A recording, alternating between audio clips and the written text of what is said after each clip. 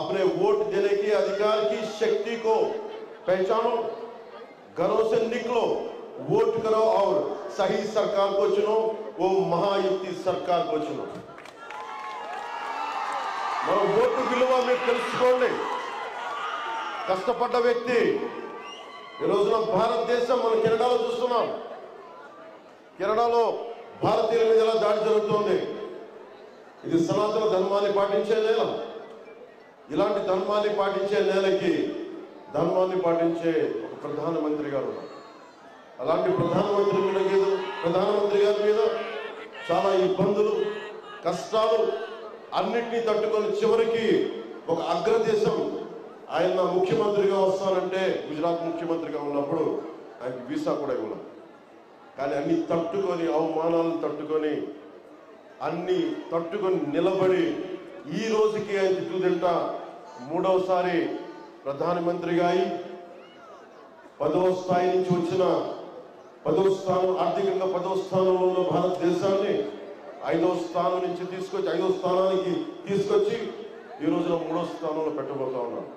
ఇది జరగాలి అంటే మీరందరూ మనందరం సహకరించాలి। నేను కూడా మనకి అసెంబ్లీ జరుగుతూ ఉంది। అసెంబ్లీకి ఎందుకు వచ్చారంటే మీ అందరూ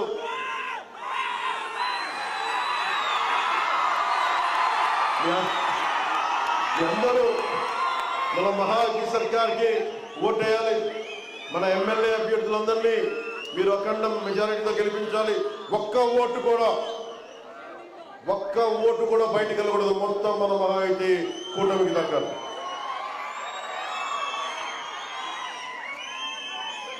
ఒక్కసారి ఈ 10 సంవత్సరాలు మనం 2014 నుంచి ఇప్పటిదాకా ఒకసారి ఎక్కి చూసుకుంటే భారతదేశం ఎలా అభివృద్ధి అయిందో మనకు తెలుస్తుంది। जब आप पीछे मुड़कर इन 10 सालों में भारत की बदली तस्वीर को देखेंगे तो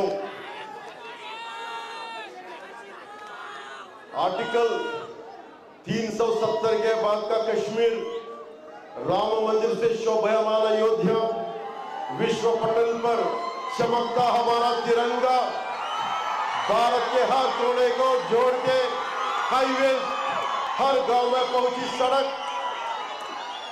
10 సంవత్సరాల క్రితం ఎక్కడుంది మనకి? ఇదే కశ్మీర్కి వెళ్తే మనం పరాయి వాళ్ళ చూసేవాళ్ళు। మేము భారతదేశంలో మేము అంతర్భాగం కాదు అనేవాడు। కానీ నరేంద్ర మోదీ గారు వచ్చాక, అమిత్ షా గారు గృహమంత్రిగా ఉన్న సమయంలో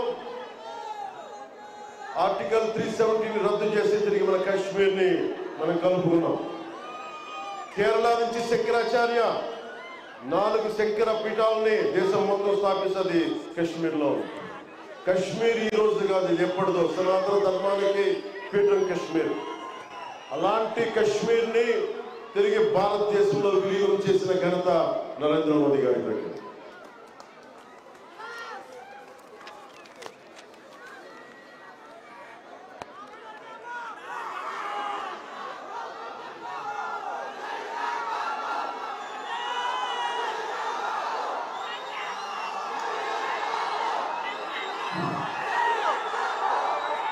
लेकिन स्लोगन आईपीएल ऐसे न जाने कितने कार्य किए गए हैं और किए जा रहे हैं जो महाराष्ट्र को 2028 तक $1 ट्रिलियन की अर्थव्यवस्था बनाएंगे और महाराष्ट्र भारत को $5 ट्रिलियन के साथ विश्व की तीसरी सबसे बड़ी अर्थव्यवस्था बनने में महत्वपूर्ण योगदान देगा। మనం 5 లక్షల కోట్ల ఆర్థిక వ్యవస్థ అవ్వాలంటే ఈ రోజున మీరు మహారాష్ట్రకు వచ్చారు ఉద్యోగాలు ఉపాధి కోసం। ఇది 1,00,000 కోట్ల ఆర్థిక వ్యవస్థ వస్తే మీ అందరికీ ఉన్న ఉపాధి కంటే మంచి ఉపాధి రాని వారికి ఇంకా ఉపాధి।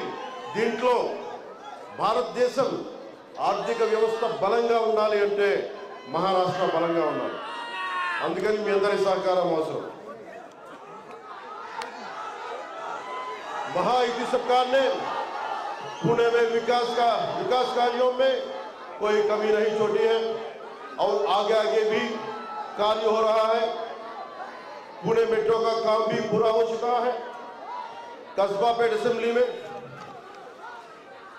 पुणे की जनता से मैं कहना चाहता हूं कि हमें महाराष्ट्र को विकास पथ में देखना है तो हमें एक स्थिर सरकार महाराष्ट्र మనం సంవత్సరాలు ఓటమి తీసుకున్నాం, దెబ్బలు తిన్నాం, నిలబడి ఉన్నాం,